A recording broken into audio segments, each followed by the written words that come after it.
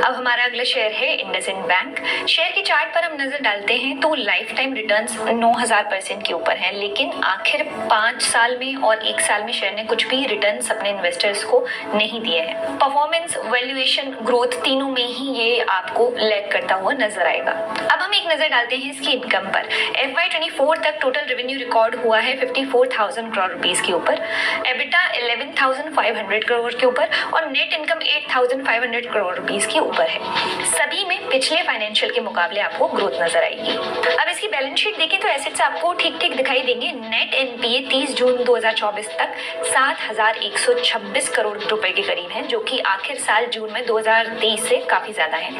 2023 के जून में ये अराउंड 5,900 करोड़ रुपए के करीब थे।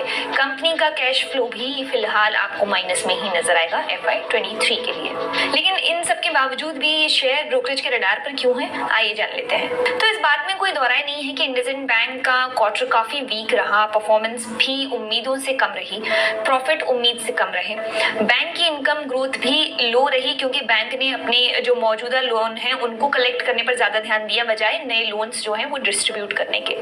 कुछ वजह इसकी सीजनल फैक्टर्स भी रहे, जैसे कि हीट वेव का होना, फ्लड्स होना और इसके अलावा इलेक्शंस का होना भी एक बड़ी वजह बताई जा रही है। लोन ग्रोथ जो है वो मॉडेस्ट रही, specially in the mid and small corporate segments, while consumer loans were soft. Seasonal factors के चलते दिखी वीकनेस के बाद भी एसेट क्वालिटी स्टेबल रही। The bank did not use its extra provisions, keeping credit cost in check. Looking forward, bank जो है वो एम कर रहा है for 4.2% to 4.3% net interest margin, but they also need to watch funding cost closely.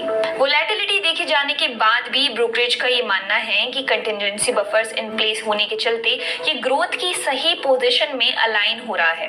और इसी के साथ ब्रोकरेज एलारा कैपिटल जो है वो यहाँ पर आपको बाई की रेटिंग देते हुए दिखाई देंगे। टारगेट प्राइस जो है शेयर का वो है 1,770 रुपीज और शेयर का जो करंट प्राइस है वो 1 अगस्त 2024 तक है 1,434 यानी 1,434 रुपीज। अब